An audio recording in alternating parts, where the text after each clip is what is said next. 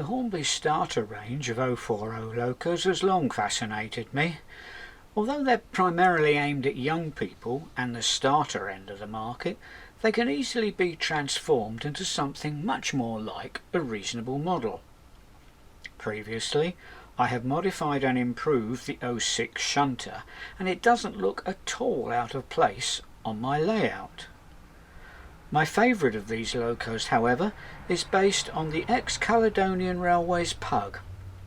I don't think it's currently in production, but if it were, the price might be about £50. My example was purchased on eBay for about £12.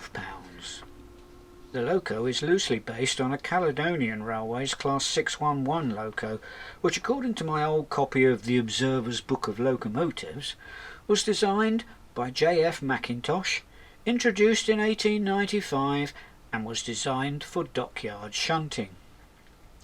My copy of the book was published in 1962, when there were still 3 locos running on British Railways, so they had a long life. Over the years, Hornby have produced the Pug in a variety of liveries, including a gorgeous blue Caledonian Railways livery.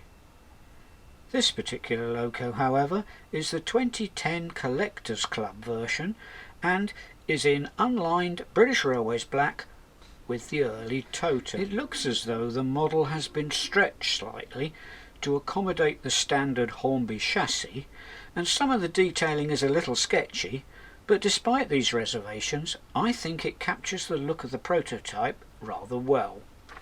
My example is very controllable and runs smoothly right down to a very slow crawl, ideal for shunting.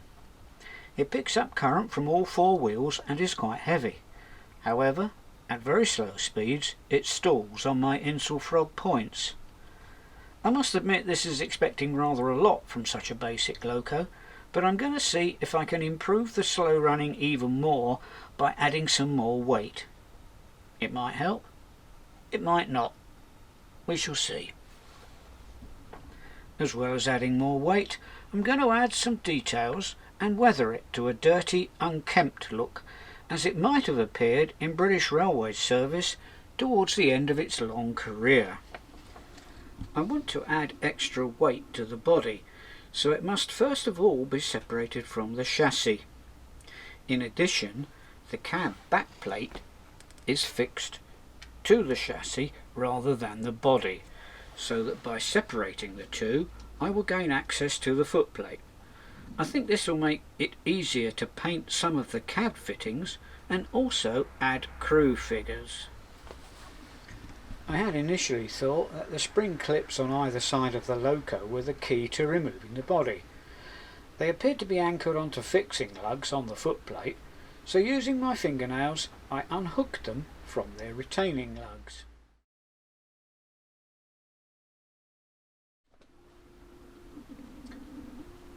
Once they were undone, I thought the body would be easily released. As can be seen, this proved much more difficult than I expected. The reason for this will become obvious in a few moments. I have left these video clips, which were taken as I went along, in the final video to show what a bodge up I was making, and also to show how not to do it.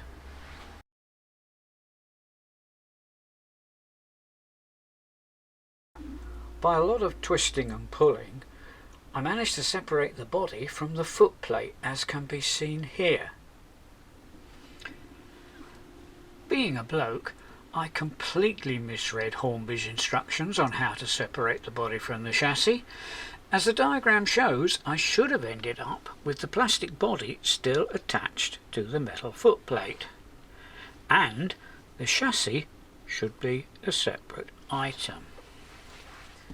For what I want to do, I don't think it'll matter much, but I would advise against pulling the body off in the way I did, or at least if you do, take care, because I think the plastic fixing lugs at the front and at the rear look a little fragile and may be easily broken off.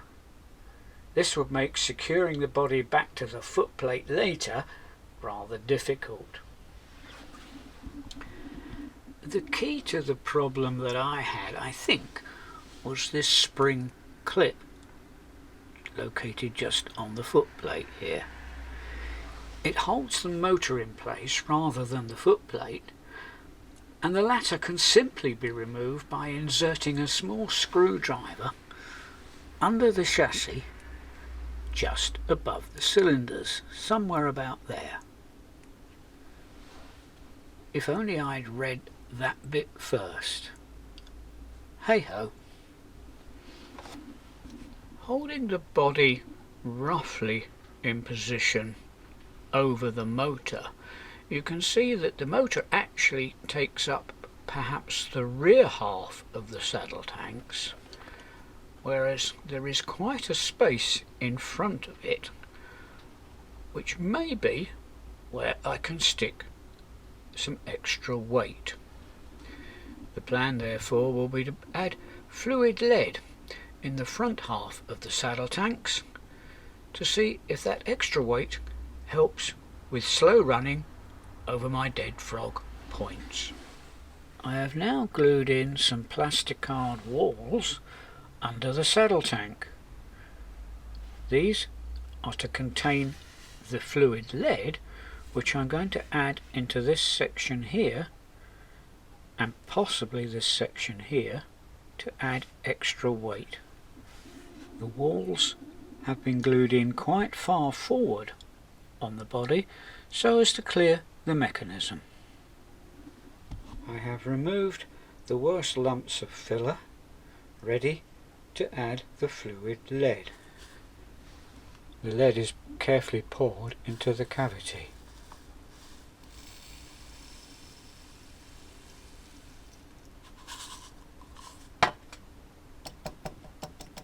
Tapped to level it off. Looks like we need a bit more.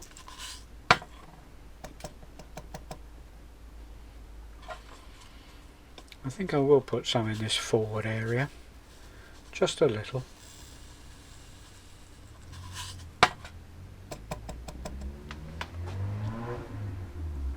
And now for the fun part. The lead needs to be wetted thoroughly with a dilute mixture of PVA, 3 parts of PVA, 1 part of water and a spot of washing up liquid. I was going to use a syringe, but it's rather large for the small area I've got to do, so I'm going to try using a coffee stirrer.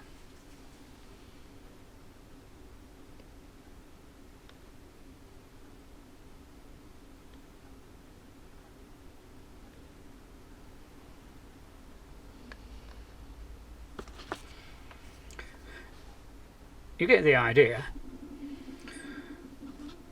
Quarter of an hour or so later, you can see that the glue has seeped through the lid in the larger of the 2 cavities, so I will add a bit more.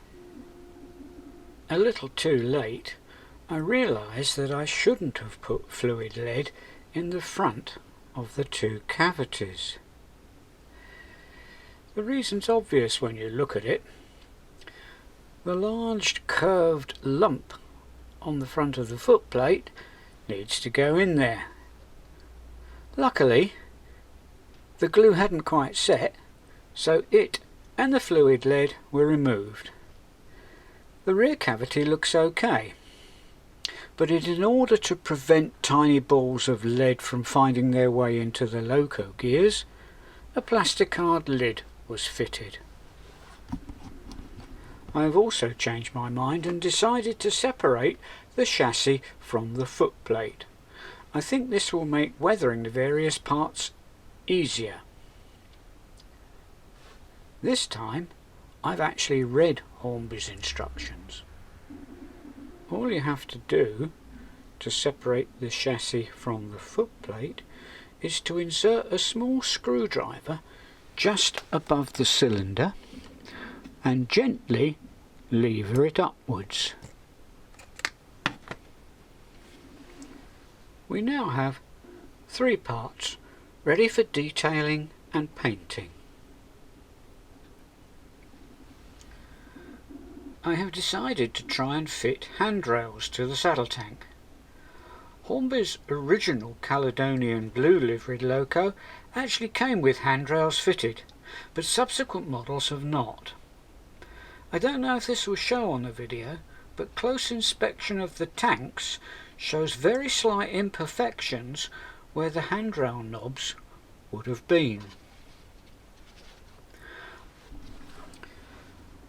I guess Hornby are still using the original body moulding, but have filled in the holes.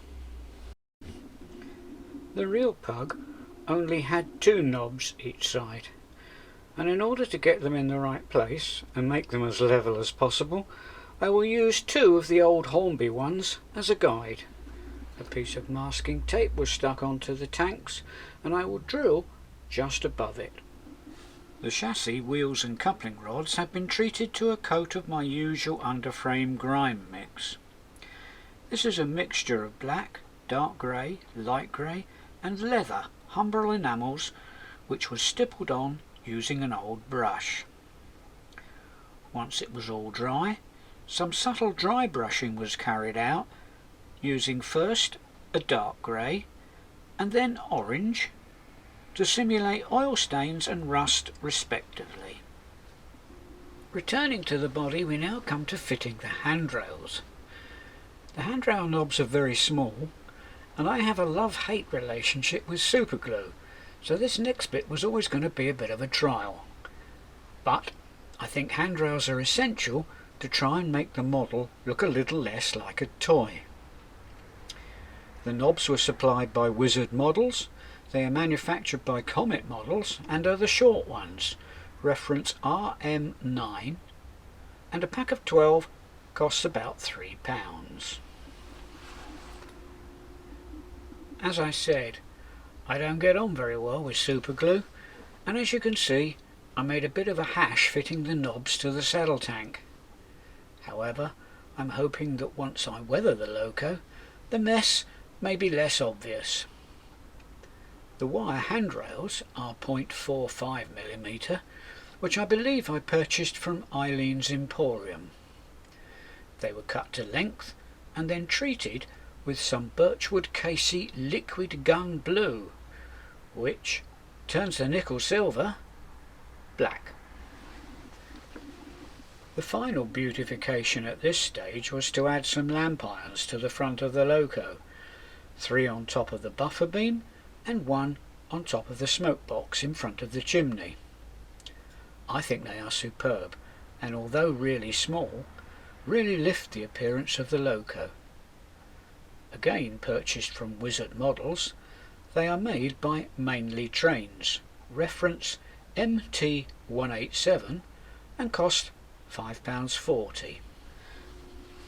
The driver and fireman are those supplied by Hornby with the locomotive. Once painted and suitably dirtied, they don't look bad at all. I'm rather pleased with them. The loco body was fairly heavily weathered using my airbrush, and it seems to have been reasonably successful in covering up the mess I made earlier with the superglue when fitting the handrail knobs. The totems and loco numbers can still be seen, however, through the murk. It was then sprayed with rail match matte varnish to protect the paint when handling the model. Attention then turned to more detailing. First, some dials in the cab were painted off-white, and then the spectacle plates on the front of the cab were glazed. The driver and fireman were glued to the footplate, and the whole loco was reassembled. It was duly admired for a while, but there was still some more details to be added. Cab handrails were added to the rear of the loco, and I think really improved this area. They were purchased from a supplier on eBay and can be found by entering Smoky Joe handrails into the search box. Some real coal was added to the bunkers just in front of the cab. This has been piled up quite high in this area, but judging by photos on the internet, this was prototypical, as these Class 611 locos had very small bunkers. Somewhere under all that coal is the whistle. Vacuum pipes were glued to the front and rear buffer beams. Although the original loco was only used for shunting, my loco may be called upon to haul passenger trains, so braking power may be required. The pipes are made, I think, by 51L Railway Company, reference UC001, and I purchased mine from Wizard Models for £3 for a pack of 12. At some stage in the future I will probably add some lamps to the footplate, which will complete all the modifications I wish to make to my Pug. But for now I reckon this is one good looking locomotive. Not bad for a basic starter loco. As usual in these videos, now some shots of the loco in its natural habitat on my layout.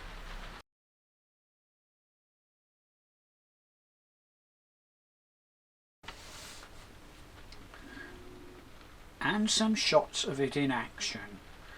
Does the extra weight added to the smoke box help the loco from stalling at very slow speeds on my Insulfrog points?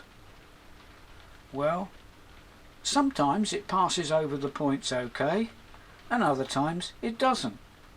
But I am trying very slow speeds, my point work is rather uneven, and the loco is not yet run in. But all in all, its performance is not bad, and on plain track it is superb. I'm rather pleased with my efforts.